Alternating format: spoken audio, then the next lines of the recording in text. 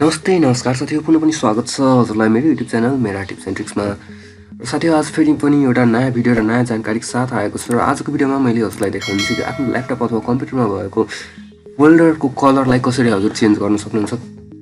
जसरी कि मैले हजुरलाई यस भिडियोमा देखाउँछु, त्यसरी हजुरले कसरी चेन्ज गर्न सक्नुहुन्छ भन्ने बारे देखाउँछु। र अब ढिलो नगरी हामी भिडियोतर्फ लाग्छौँ।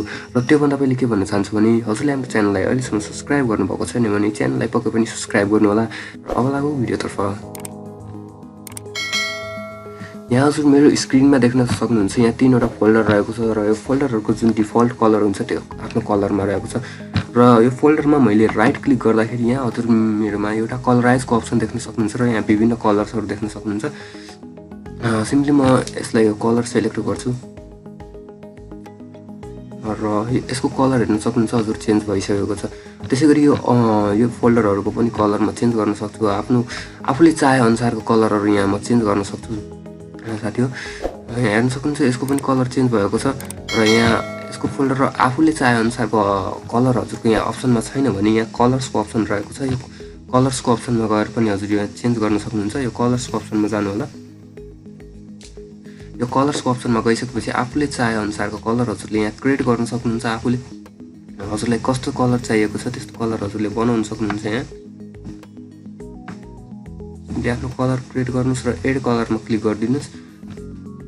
यो एड कलरमा क्लिक गरिसके पश्चात अब हजुर यहाँ लाइट ग्रीन यहाँ अप्सन देख्न सक्नुहुन्छ यो कलरको।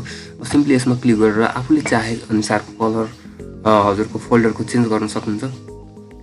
र यो कसरी गर्ने भन्ने बारेमा अब हजुरलाई देखाउँछु।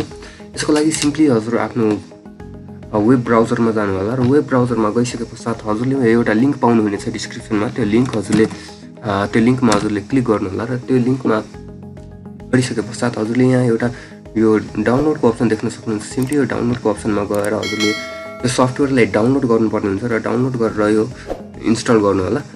मैले अलरेडी डाउनलोड गरेर इन्स्टल गरिसकेको छु। त्यसैले मैले यो डाउनलोड गर्नु छैन। र डाउनलोड गरेर इन्स्टल गरिसके पश्चात गरेर हजुर यहाँ कुनै पनि फोल्डरको कलर हजुर अब चेन्ज गर्न सक्नुहुन्छ। सिम्पली यो कलराइजको अप्सन यहाँ कुनै पनि फोल्डरमा राइट क्लिक गरेर हजुरले यो कलराइजको अप्सनमा गएर कुनै पनि कलर सेलेक्ट गर्न सक्नुहुन्छ। हस् साथीहरु, आजको भिडियोलाई यति नै। भिडियो मन परे पक्कै पनि लाइक गर्नु होला, कमेन्ट गर्नु होला र सेयर गर्नु होला। साथीहरु, धन्यवाद। Bye bye.